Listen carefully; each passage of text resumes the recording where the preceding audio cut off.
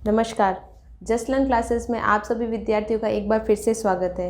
जैसा कि हम विशेषण के भेदों के बारे में पढ़ रहे थे, तो उसी में आज हम पढ़ेंगे विशेषण के भेदों के अंतर्गत संख्यावाचक विशेषण के अंतर्गत।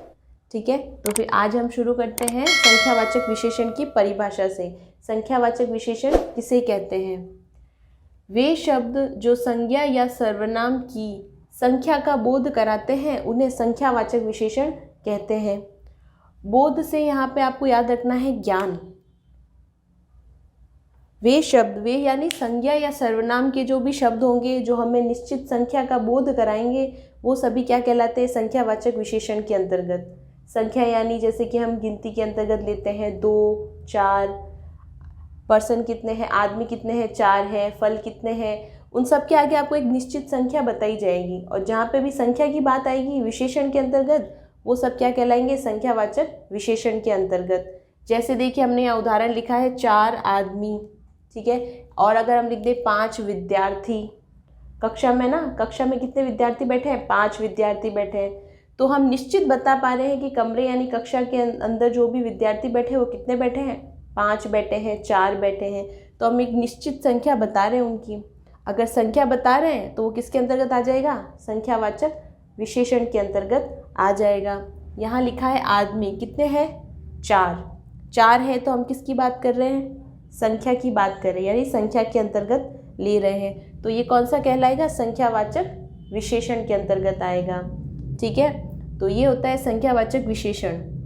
संख्यावाचक विशेषण के ही 2 प्रकार और होते हैं, इन्हें आप उपभेद भी कह सकते हैं। ठीक है, संख्यावाचक विशेषण के 2 उपभेद भी होते हैं। पहला होता है निश्चित संख्यावाचक विशेषण, दूसरा होता है अनिश्चित संख्यावाचक विशेषण। पहले हम बात करेंगे निश्चित संख्यावाचक विशेषण किसे कहते हैं। ठीक है, संख्या तो आपको समझ में आ गया होगा, जहाँ पे भी संख्या का बोध हो वो संख्यावाचक विशेषण के अंतर्गत आते हैं। ज़रूरी हिस्सा ये है, इसीलिए हम इस पे जल्दी आए हैं, उस पर इतना नहीं है। ये आपको परिभाषा भी याद होगी और आपने बहुत बार पढ़ी होगी। ठीक है, जैसे उदाहरण के लिए हम अगर और दे दें आपको 5 पेंसिल, तो पेंसिल है, उससे पहले हमने क्या लिखा है? 5 पेंसिल। तो 5 है तो संख्या का बोध करा रहे हैं, तो संख्यावाचक विशेषण हो गया। ठीक है, ये देखो निश्चित संख्यावाचक विशेषण की परिभाषा क्या होगी? जिन विशेषण शब्दों से विशेष्य की निश्चित संख्या का बोध होता है। ठीक है, हमने यहाँ पे लिखा है विशेष्य, ये आपके लिए नया शब्द नहीं है, हम बहुत बार बता चुके हैं इसके बारे में। विशेष्य का मतलब आपको ध्यान में रखना है संज्ञा शब्द। ठीक है, क्या ध्यान में रखोगे? संज्ञा शब्द। तो जिन विशेषण शब्दों, जो भी वाक्य होगा या जो शब्द होगा उसमें विशेषण से पहले या बाद में, उससे फर्क नहीं पड़ता, विशेष्य शब्द ज़रूर होगा। ठीक है, और वो निश्चित संख्या का बोध कराएगा। निश्चित मतलब जितनी है उतने के बारे में बात करेगा, आप उन्हें गिन के बता सकते हो कितनी है। ठीक है, वो आ जाते हैं निश्चित संख्यावाचक विशेषण के अंतर्गत। और बोध का मतलब ज्ञान। तो जो भी विशेषण शब्द है वो यानी संज्ञा शब्द से पहले आपको किसी संख्या का बोध करा देगा, वो सब हो जाते हैं निश्चित संख्यावाचक विशेषण। हमने यहाँ उदाहरण लिखा है 3 लड़कियाँ। क्या लड़कियाँ विशेष्य नहीं कहलाएंगी? संज्ञा शब्द के अंतर्गत नहीं आएंगी? बिल्कुल आएगी। तो यहाँ पे हमने कर दी है लड़कियाँ। कितनी लड़कियाँ हैं? 3। तो हम निश्चित तौर पे बता रहे हैं लड़कियाँ कितनी हैं? 3। तो 3 लड़कियाँ हैं, तो ये क्या बता रही है? संख्या तो बता रही लेकिन निश्चित बता रही, तो ये क्या कहलाएगी? निश्चित संख्यावाचक विशेषण। अगला उदाहरण लिखा हुआ है पेंसिलें। पेंसिलें किसके अंतर्गत आएगी? संज्ञा शब्द के अंतर्गत आएगी, तो वो क्या हो गया? एक विशेष्य शब्द हो गया। विशेष्य शब्द। अब कितनी पेंसिलें हैं? 10। यानी हमने संख्या तो बताई है लेकिन निश्चित बताइए कि कितनी पेंसिलें हैं?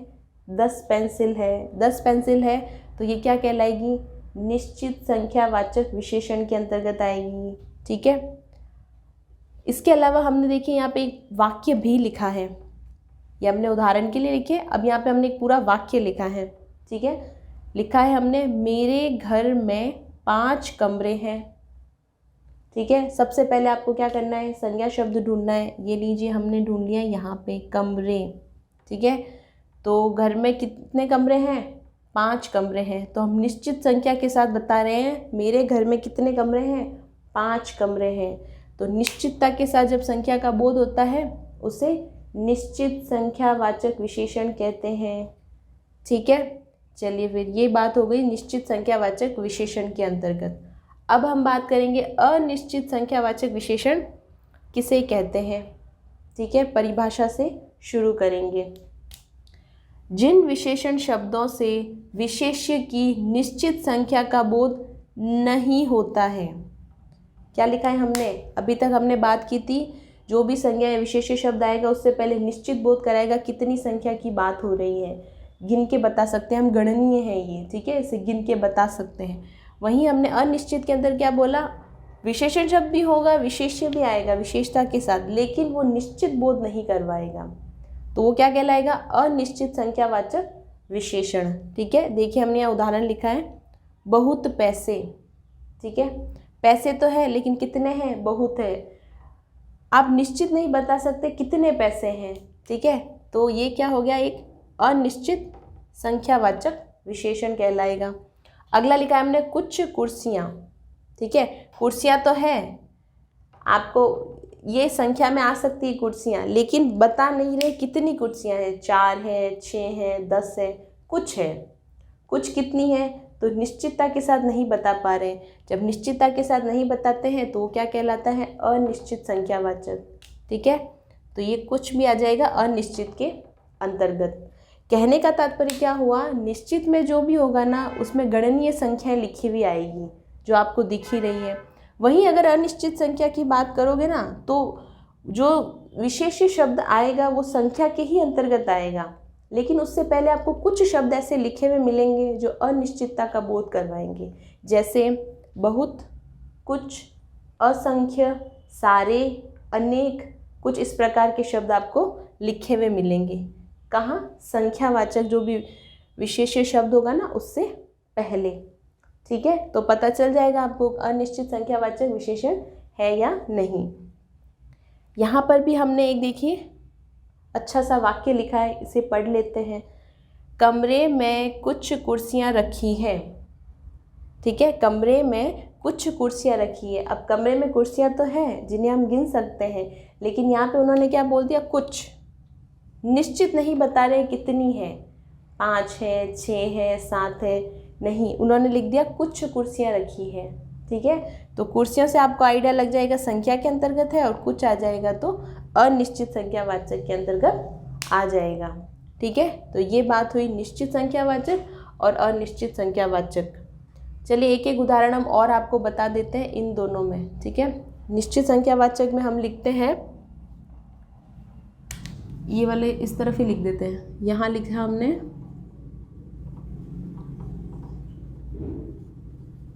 पेड़ पर 2 बंदर बैठे हैं। अब देखिए इसी वाक्य में आपको सबसे पहले क्या ढूंढना है? संज्ञा शब्द। ठीक है, ये हमने ढूंढ लिया संज्ञा शब्द बंदर। ठीक है, अब बताइए बंदर कितने बैठे हैं पेड़ के ऊपर? 2। कितने बैठे हैं? 2। अब निश्चित तौर पे बता पा रहे हैं हम एक पेड़ है जिस पे बंदर बैठे हैं। ठीक है, कितने बैठे हैं? 2 बैठे हैं। जब हम निश्चित संख्या का बोध करा रहे हैं संख्या में बंदर की, तो को कौन सा कहलाएगा? निश्चित संख्यावाचक विशेषण कहलाएगा। बंदर है और वो 2 है। ठीक है, ये हमने इधर इस वाले हिस्से के बारे में बता दिया। अब जैसे अनिश्चित संख्यावाचक विशेषण के अंतर्गत हम लिख देंगे, इस तरह से लिख देते हैं, पुस्तकालय में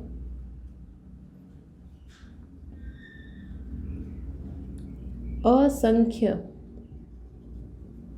पुस्तकें हैं या रखी हैं। पुस्तकालय में असंख्य पुस्तकें रखी हैं या है, यानी पुस्तकालय लाइब्रेरी सब जगह होती है, विद्यालय में, महाविद्यालय में ना, वहाँ पे पुस्तकें कैसी हैं? असंख्य है, बहुत सारी, अनेक है। हम पुस्तकें तो गिन सकते हैं लेकिन असंख्य है, तो निश्चितता के साथ नहीं बता सकते कि पुस्तकालय में कितनी है। ठीक है, पहले रो में कितनी है, दूसरे में, तो वो क्या हो जाएगी? पुस्तकालय में असंख्य। आपको पुस्तकें शब्द के आगे कुछ ऐसे शब्द हैं जो हम लिखवा देते हैं, वो सारे आपको पता चल जाएंगे, अनिश्चितता का बोध करवाएंगे। जैसे ये देखिए असंख्य शब्द आ गया, सारे आ जाएगा, अनेक आ जाएगा, तो वो आपको अनिश्चितता का बोध करा देगा संख्या के अंतर्गत। तो वो सारे क्या कहलाएंगे? अनिश्चित संख्यावाचक विशेषण।